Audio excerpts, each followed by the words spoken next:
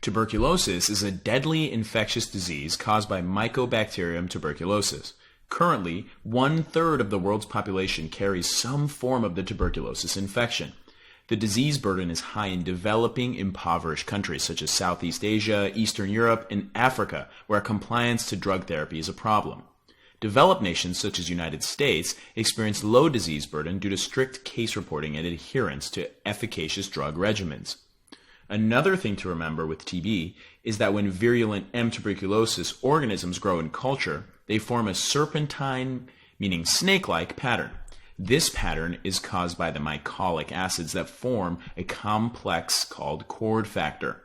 Cord factor is related to inactivation neutrophils and can release inflammatory markers like TNF-alpha. Cord factor is related to the virulence of TB. Primary TB begins in the lungs when infectious particles are inhaled from the surroundings and phagocytosed by alveolar macrophages, which you can see animated here. A chronic inflammatory process then ensues, damaging lung parenchyma and forming caseous granulomas made of numerous infected macrophages and necrotic cellular debris. The granulomas are termed caseous because the granuloma has the texture of white cheese when viewed by the naked eye. You can see these granulomas, which are pointed out by the arrow here.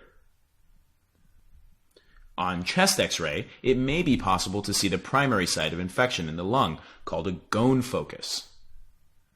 The Ghone focus is the primary site of tuberculosis infection in the lung. It is generally located in the lower portion of the upper middle lobe or the upper portion of the lower lobe. The Ghone focus is only visible on chest X-ray if the site has calcified or grows substantially. Another sign of primary infection on chest X-ray is the presence of Ghone complexes. Ghone complexes consist of a Ghone focus plus lobar or perihilar lymph node involvement.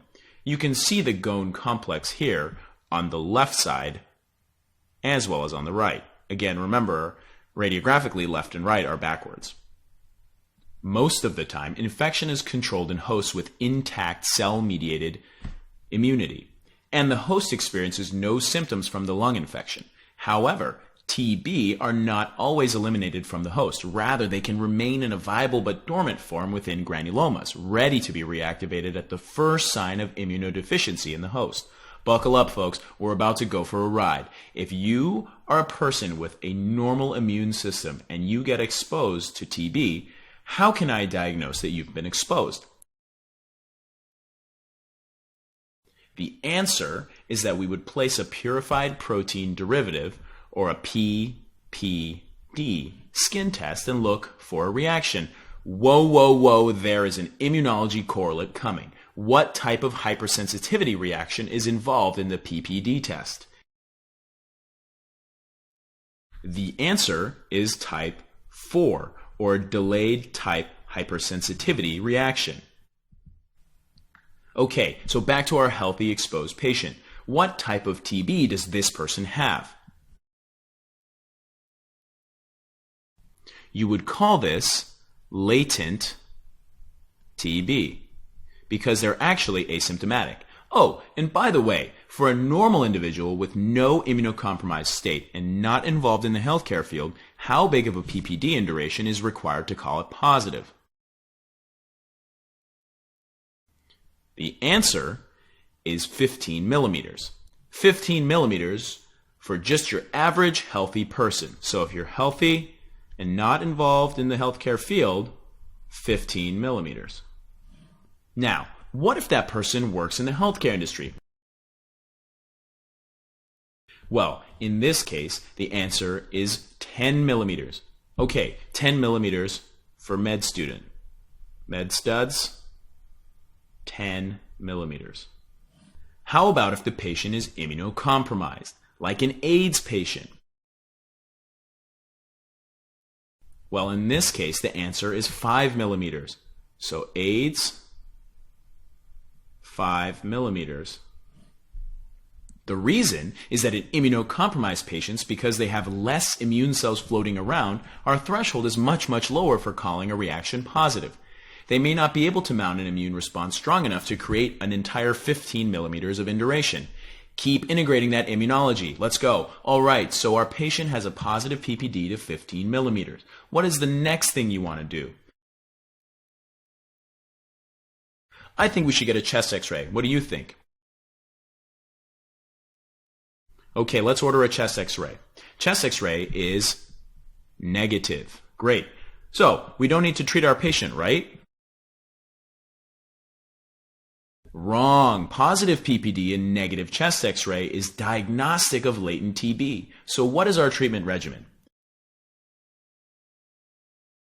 Isoniazid, abbreviated as INH, plus vitamin B6. Farm integration coming. Why do we give vitamin B6? Isoniazid can cause B6 deficiency, so you might see symptoms like neuropathy. And while we're on the topic of isoniazid, what lab tests do you want to keep an eye on? They're liver function tests. They're LFTs. You're definitely going to want to check the LFTs because isoniazid can cause hepatitis. So you're going to want to follow their AST, you're going to want to follow their ALT closely just to make sure they're not developing drug-induced hepatitis. Whoa! I hope that was fun. I know this is a micro lecture, but I want to get you points in pharm and immuno and path as well. Love it. Let's keep moving. Reactivation of dormant TB can lead to secondary TB when the host's cell-mediated immunity is compromised and allows for escape of the organism from granulomas. Secondary TB commonly affects the apices of the lung, as Mycobacterium tuberculosis has a predilection for the high oxygen concentration found there. You'll learn in pulmonary how the apices of the lungs have higher oxygen levels. This chest x-ray shows a patient with advanced tuberculosis. You can see the cavitary lesion in the apex of the right lung. Symptoms of secondary TB can include fever, night sweats, weight loss, and hemoptysis. These are the classic symptoms that you hear about when people refer to TB. Reactivation of tuberculosis can also affect organs other than the lungs, such as the kidneys, GI tract, and the lymphoreticular system. CNS or the vertebra can even be involved. TB affecting the vertebra is known as Pott's disease, P-O-T-T-S, Pott's disease, and can lead to compression fractures. Rare complications of primary TB can include miliary tuberculosis or even death. Miliary TB occurs when TB gains entry to the blood and then spreads throughout the body, seeding various organ systems. Note the tiny little pulmonary nodules diffusely located within the lung fields. You can see these tiny little white dots everywhere. Fatality in disseminated TB is nearly 100%. Can you believe that? 100% if untreated.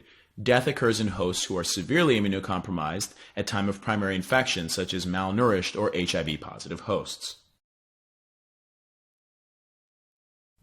Flash quiz. Okay, so now you're working in the emergency department and a 32-year-old male presents with nausea and vomiting over the last hour. The last time he ate was about 4 hours ago, and what did he eat? Leftover steamed rice. There's your clue. So, what is your most likely diagnosis?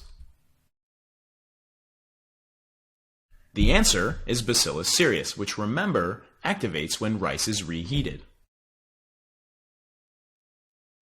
Mycobacterium tuberculosis is the most important of the mycobacteria. It is a small, non-motile aerobic rod with complex cell wall composed of lipids called mycolic acids.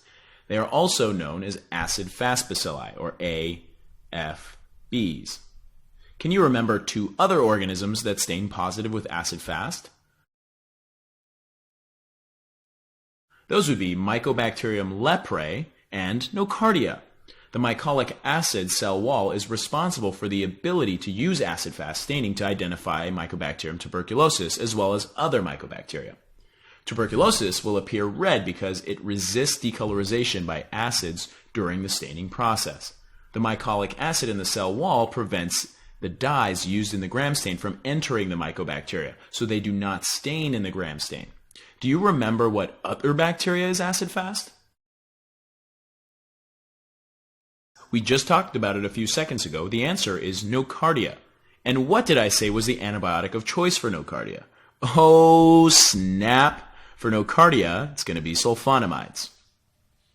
There are a few other species within the Mycobacteria family that you should be familiar with.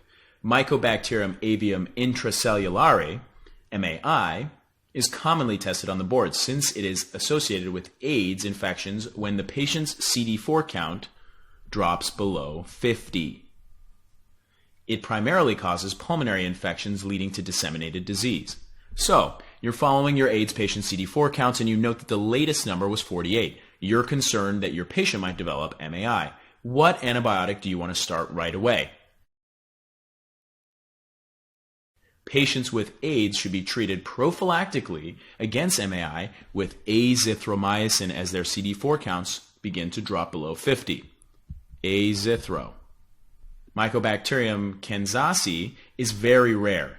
It causes symptoms similar to Mycobacterium tuberculosis.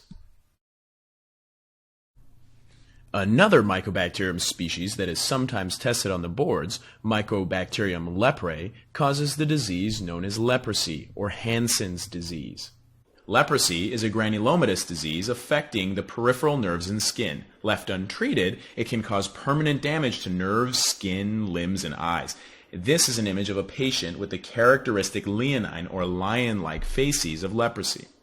You can see that he has the thickened, nodular facial skin, as well as the saddle nose deformity, and that's when the bridge of the nose collapses. Because it affects the superficial nerves, leprosy can cause a loss of sensation. There are two forms of leprosy, which are differentiated based on how good the person's immune system is. The first is tuberculoid leprosy. That occurs in patients with strong, intact cell-mediated immunity. So you have high CMI and Th1 cells. These infected people will present with a few hypopigmented macules that have complete sensory loss in and around the lesions. These patients will also have skin granulomas indicative of a vigorous, intact inflammatory response against the bacteria. Tuberculoid leprosy is usually self-limited and the infectivity of the skin lesions is quite low, owing to the fact that there are few to no organisms living within the skin. Lepromatous leprosy, on the other hand, is the more severe form of leprosy that can occur in immunocompromised hosts with a weakened T-cell immunity. So they're going to have low CMI and Th1 cells. These patients present with nodular growths and thickening of their skin, which compromises underlying tissue function. Patients will also have peripheral neuropathy. Note that Mycobacterium leprae is not diagnosed by culture. Instead, an acid-fast stain coupled with a PCR assay is typically used in diagnosis.